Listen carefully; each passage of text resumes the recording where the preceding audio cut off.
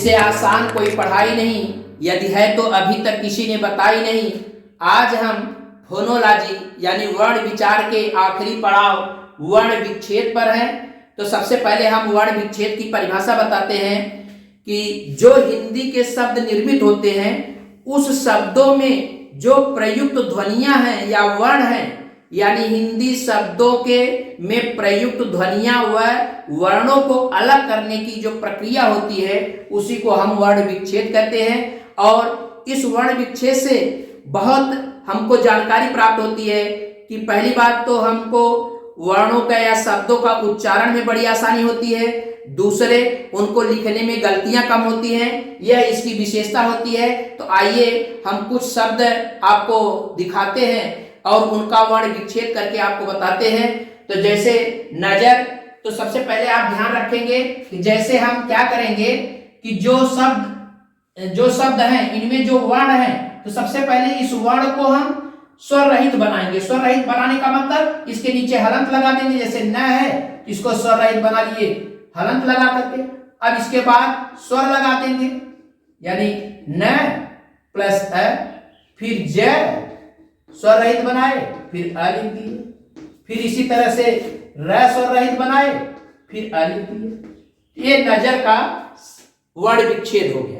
इसी तरह से राज है तो र को स्वर रहित बनाएंगे, रा, अब आ की मात्रा लगाएंगे आ, प्लस ज को स्वर रहित बनाएंगे प्लस ए, यानी राज का वर्ण विच्छेद हो गया।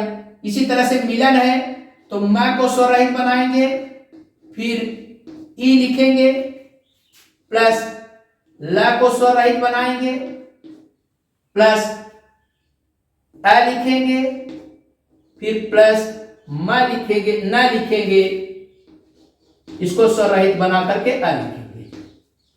इसी तरह से गीत है तो ग को स्वर रहित प्लस बड़ी ई, प्लस इसी तरह से त स्वर रहित, फिर अ, गीत हो गया।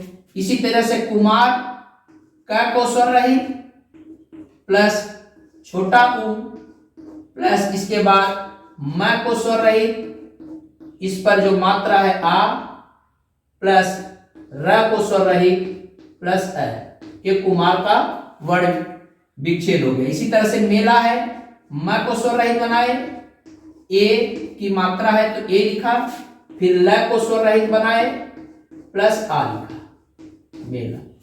इसी तरह से प्रकाश, आपको हमने बताया था कि जब ये पदे रूप में इस्तेमाल होता है तो प्रकाश में आपको हमने बताया था कि ये दोनों एक साथ उच्चारित होते हैं।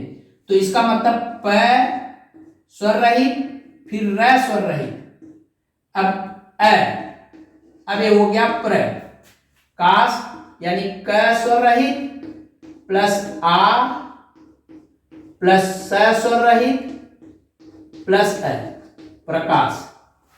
इसी तरह से ट्रैक, अब देखिए ट्रैक का भी ट और र एक साथ उच्चारित होते हैं, तो ट हलंत लिखेंगे यानी स्वर रहित ट यानी आधा ट, फिर र आधा र, प्लस अ, फिर क स्वर रहित प्लस अ, एक ट्रैक का वर्ण विच्छेद हो गया। श्रमिक, जैसा कि आप जानते हैं स और र ये स्वर रहित करेंगे, फिर अ लिखेंगे, ये इतनी बात हो गई स्र की, ये हो गया स्र। अब मिक यानी कहने का मतलब म पर स्वर रहित, फिर इस पे छोटी की मात्रा, प्लस क्या करेंगे क और इस पर अ की मात्रा, ये श्रमिक का वर्ण विच्छेद हो गया।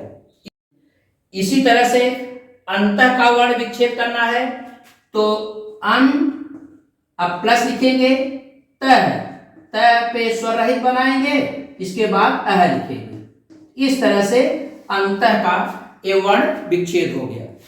अब फिर हम किसी अगले नए टॉपिक के साथ हाजिर होंगे, तब तक के लिए धन्यवाद। उम्मीद है कि आप पूरी बातें अच्छे से समझ रहे होंगे। Thank you.